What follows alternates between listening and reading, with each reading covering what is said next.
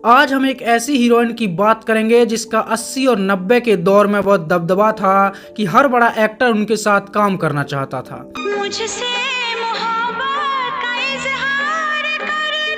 एक ऐसी हीरोइन जो एक समय पर आमिर खान, सलमान खान और शाहरुख खान तीनों से बड़ी थी।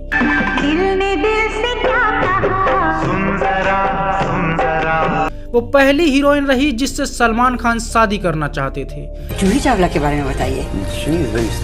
लेकिन उसने सलमान के साथ काम करने तक से मना कर दिया था। कैसे उसने भरे सेट पर शाहरुख खान की बेइज्जती कर दी थी। क्यों वो माधुरी को अपना दुश्मन मानती थी। माधुरी के साथ और मैं सेकंड लीड में, ये तो हो ही नहीं सकता। क्यों महाभारत में द्रौपदी का रोल साइन करने के बाद भी उन्होंने अचानक महाभारत में काम करने से मना कर दिया। कैसे वो अचानक से प्रेग्नेंट हो गई और क्यों उन्होंने सिर्फ पैसों के लिए एक अधेड़ उम्र के आदमी से शादी कर ली। जानेंगे और भी बहुत कुछ, तो चलिए शुरू करते हैं। पंडित जी ने हाथ मेरा देखा। हम बात कर रहे हैं 90 के दशक की सबसे बेहतरीन हीरोइन रही जूही चावला की। जूही चावला का जन्म 13 नवंबर 1967 को पंजाब के लुधियाना में हुआ था। उनके पिता का नाम एस चावला और मां का नाम मोना चावला था। उनके भाई संजय चावला शाहरुख खान की कंपनी रेड चिली के CEO रह चुके हैं। तुम आदमी हो या बंदर? तुमको क्या पसंद है? उनकी शुरुआती पढ़ाई लिखाई बम्बई से पूरी हुई, लेकिन वो ऐसा दौर था कि हर कोई बस एक ही सपना देखता था, हीरोइन बनने का। हर लड़की फिल्मों की चकाचौंध में डूबी हुई थी और जूही बम्बई में रहती थी तो वह भी इस चकाचौंध से कैसे बच सकती थी। बम्बई से गई पूना, पूना से गई दिल्ली, दिल्ली से गई पटना। यही कारण रहा कि कॉलेज के ही दिनों में जूही मॉडलिंग में हाथ आजमाने लगी थी। केवल 17 साल की उम्र में ही उन्होंने 1984 में अपने दोस्तों को मिस इंडिया कॉन्टेस्ट में भाग लेते देखा तो उन्होंने भी फॉर्म भर दिया और अपनी नेचुरल ब्यूटी के दम पर वह यह कंपटीशन जीत गईं और मिस इंडिया बन गईं। इससे वो इतना खुश हुई कि मिस यूनिवर्स के लिए उन्होंने एक अलग ही तरह से अपने आप को प्रेजेंट किया। उन्हें बेस्ट कॉस्ट्यूम डिजाइन का अवार्ड मिला, लेकिन ये अवार्ड जूही के लिए खुशी की जगह शर्मिंदगी भरा रहा, क्योंकि जूही चावला मिस यूनिवर्स के लिए स्विमिंग सूट पहनकर गई थी और वहां वो इतनी शर्मिंदा हुई कि आज तक वो उस पल को भूल नहीं पाई।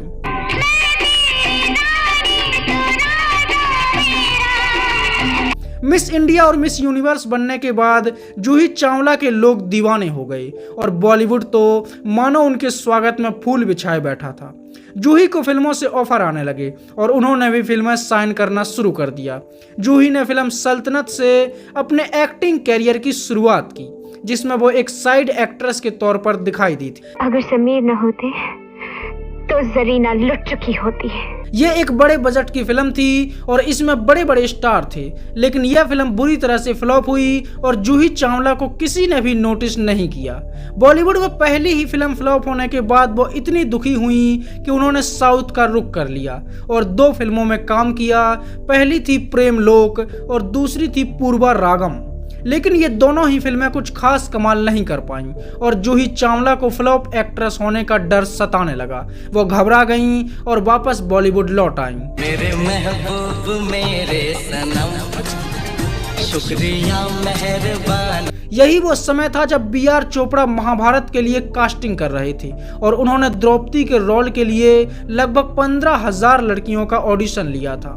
जूही को भी काम नहीं मिल रहा था तो उन्होंने भी द्रौपदी के रोल के लिए ऑडिशन दिया और वो सिलेक्ट भी हो गईं। शूटिंग शुरू हुई और जूही चावला ने द्रौपदी के रोल में कुछ शूटिंग भी की, लेकिन जल्द ही उन्हें यह समझ में आ गया कि अगर उन्होंने महाभारत में काम किया तो फिर वो हीरोइन नहीं बन पाएंगी और वो TV सीरियल आर्टिस्ट ही बनकर रह जाएंगी। इसी दौरान उन्हें फिल्म कयामत से कयामत तक का ऑफर मिला और वह दुविधा में पड़ गईं। जब उन्होंने BR चोपड़ा से बात की तो उन्होंने कहा कि तुम फिल्म कर लो और महाभारत छोड़ दो। इसके बाद जूही चावला ने फिल्म कयामत से कयामत साइन कर ली और यह बतौर हीरो आमिर खान की पहली फिल्म थी। पापा कहते हैं बड़ा नाम करेगा। पहली पहली बार जूही चावला ने आमिर खान के साथ फिल्म कयामत से कयामत में काम किया और उन्हें डर था कि अगर फिल्म फ्लॉप हो गई तो वो कहीं की नहीं रहेंगी, क्योंकि आमिर खान बिल्कुल नए थे और उन्हें कोई भी नहीं जानता था। फिल्म में एक किसिंग सीन था जिसे करने से जूही चावला ने मना कर दिया था, लेकिन डायरेक्टर जिद पर अड़ गया कि बिना किसिंग सीन के फिल्म की शूटिंग आगे ही नहीं बढ़ेगी। क्या बात कर रहे हैं? जूही चावला किसी भी हालत में फिल्म नहीं छोड़ना चाहती थी, इसलिए मजबूरी में उन्हें वो किसिंग सीन देना पड़ा। फिल्म बड़ी हिट हुई और इसके गानों ने इसे और भी बड़ा सुपरहिट बना दिया। ऐ मेरे हमसफर एक जरा। फिल्म के कुछ गाने उस साल के सबसे बड़े हिट हुए और जूही को इस फिल्म के बाद बॉलीवुड में अपना पैर जमाने का मौका मिल गया। इसके बाद जूही चावला के सामने फिल्मों की लाइन लग गई और उन्हें कई बड़ी फिल्मों के ऑफर आने लगे।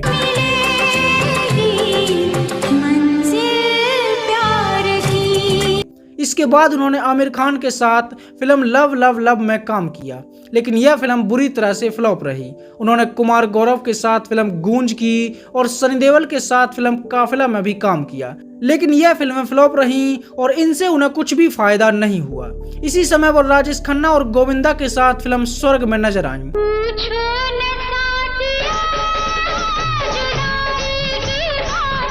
फिल्म अच्छी रही, लेकिन फिल्म का पूरा क्रेडिट गोविंदा ले गए।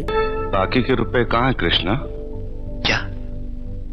क्या पूछा आपने साहब जी? और जूही चावला सिर्फ एक साइड एक्ट्रेस ही लगी और अब तक किसी भी फिल्म में उन्हें कयामत से कयामत तक जैसी सफलता दोबारा नहीं मिली और एक बार फिर उन्हें अपनी नाव डूबती हुई नजर आने लगी।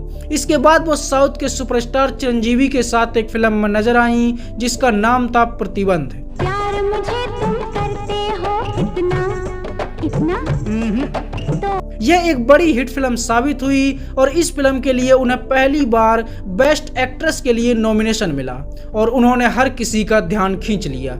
इसके बाद ऋषि कपूर के साथ उन्हें काम करने का मौका मिला। फिल्म का नाम था बोल राधा बोल। बोल राधा बोल तूने ये क्या किया। यह फिल्म बड़ी हिट हुई और फिल्म के गाने भी काफी पसंद किए गए। सही मायनों में यही वो फिल्म रही जिसमें जूही की एक्टिंग का निचोड़ देखा गया।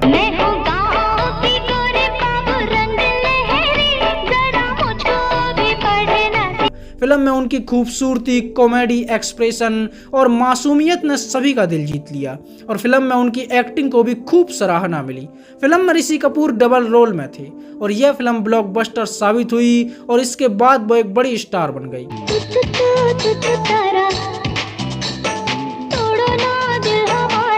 हर कोई जूही चावला को अपनी फिल्म में लेने के लिए उनका दरवाजा खटखटाने लगा और इसके बाद उन्हें एक फिल्म मिली, राजू बन गया जेंटलमैन। इस फिल्म से जुड़ा भी एक किस्सा कमाल का रहा। फिल्म के हीरो थे शाहरुख खान और बतौर हीरो शाहरुख खान की यह पहली फिल्म थी। इससे पहले वो एक टीवी आर्टिस्ट थे। फिल्म साइन करने के बाद जूही को पता चला कि फिल्म का हीरो एक नया लड़का है और किसी ने उन्हें बताया कि वो आमिर खान की तरह दिखता है।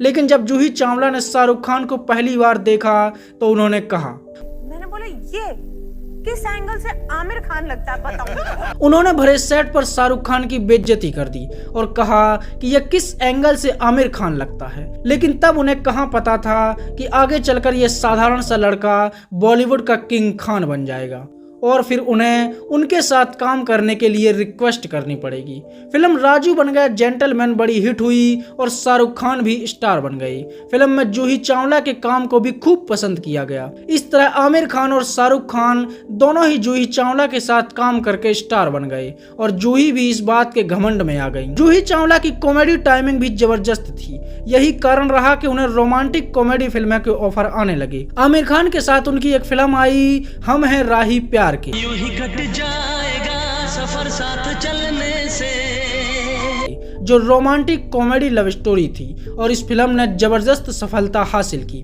फिल्म के गाने बॉलीवुड के उस साल के सबसे बड़े हिट बने और ये ओल्ड इज गोल्ड की लिस्ट में हमेशा के लिए शामिल हो गई।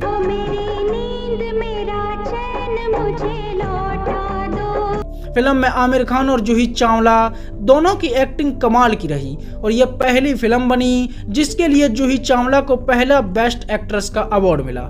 यह वो समय था जब जूही चावला बॉलीवुड की टॉप की एक्ट्रेस की लिस्ट में शुमार थी। वह इतनी खूबसूरत थी कि सलमान खान को उनसे प्यार हो गया और वह उनके इतने दीवाने हो गए कि उनका हाथ मांगने उनके घर तक पहुंच गए। जूही चावला के बारे में बताइए।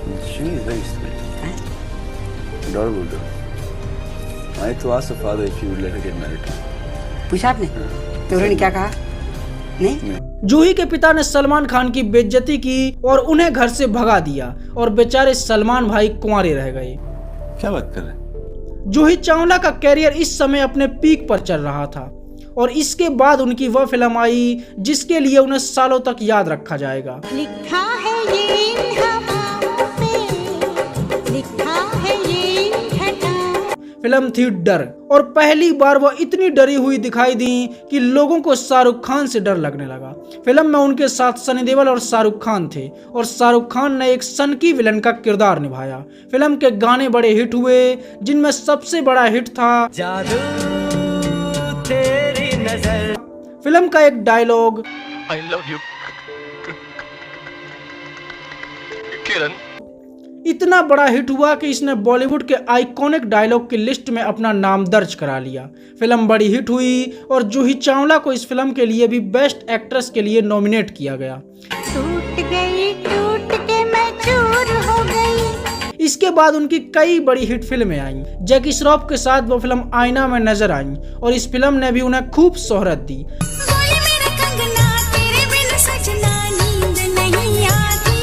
फिल्म नाजायज में वो अजय देवगन और नसीरुद्दीन शाह के साथ दिखाई दी और फिल्म के गानों ने तहलका मचा दिया। दरवाजा खुला छोड़ आई नींद के मारे। और इसी फिल्म का गाना था बरसात के मौसम में तन्हाई के आलम में मैं घर, जो आज भी शराबी आशिकों की पहली पसंद रहता है और ऐसा शायद ही कोई बारिश का मौसम निकले जिसमें यह गाना कहीं ना कहीं सुनने को ना मिल जाए। अभी जिंदा हूँ तो जी लेने दो, जी लेने। फिल्म राम जाने में वो पहली बार कमल हसन के साथ नजर आई। शाहरुख खान और विवेक मुस्रान के साथ उनका एक गाना बड़ा हिट हुआ।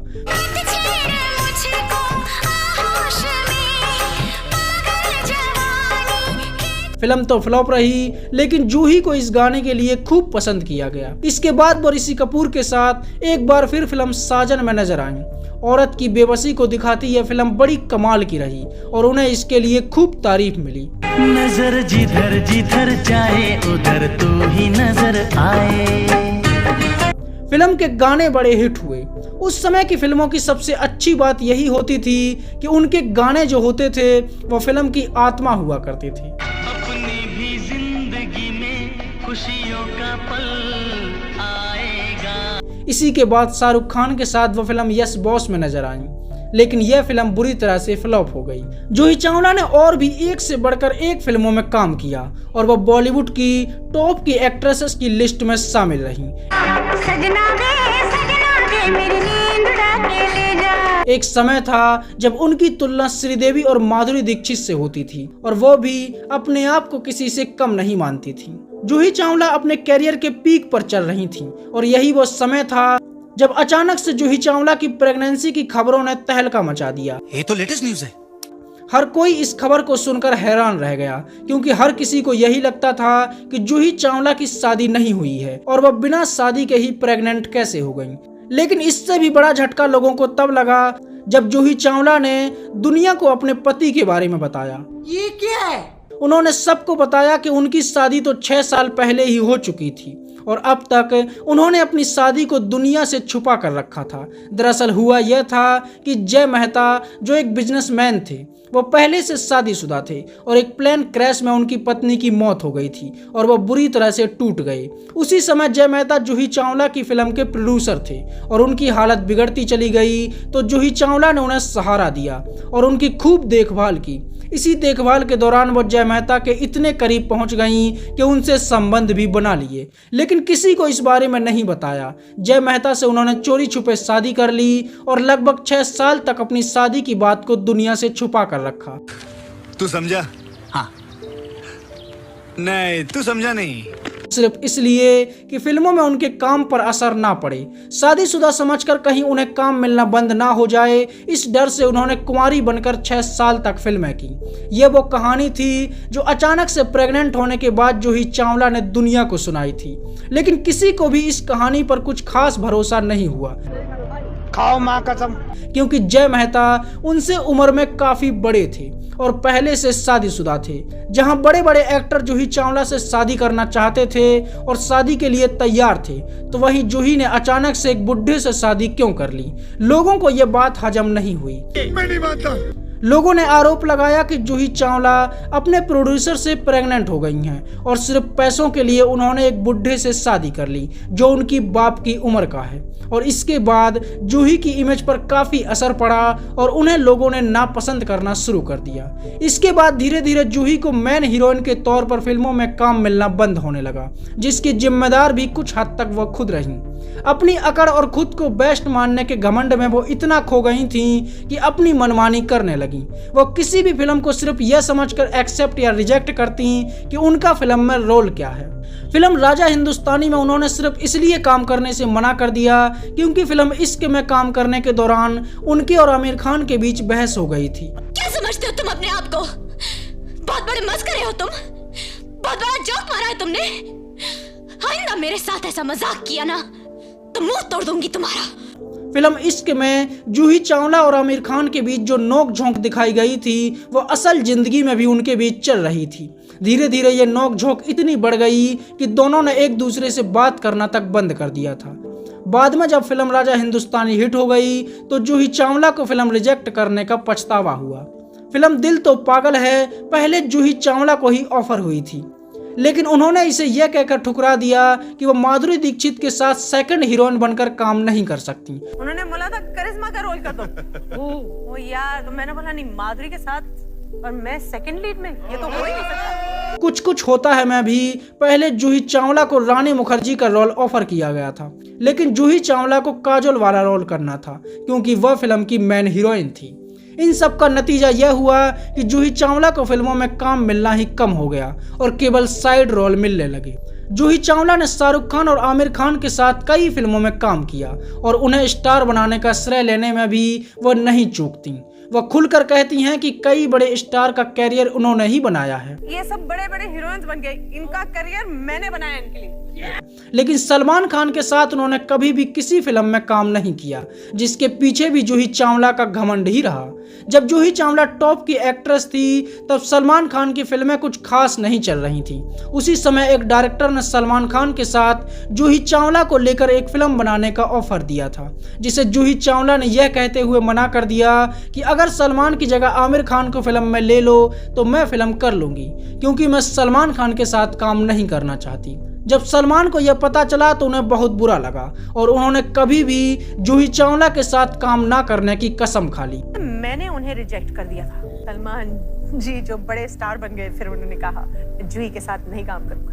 और बाद में जूही उनके साथ काम करने की कोशिश करती रही, लेकिन उन्होंने कभी भी जूही के साथ किसी भी फिल्म में काम करने के लिए हामी नहीं भरी। हाँ, डेविड धवन की रिक्वेस्ट पर फिल्म दीवाना मस्ताना में एक छोटा सा कैमियो उन्होंने जरूर किया था और वह पहली और आखिरी बार था जब वह जूही चावला के साथ नजर आए थे।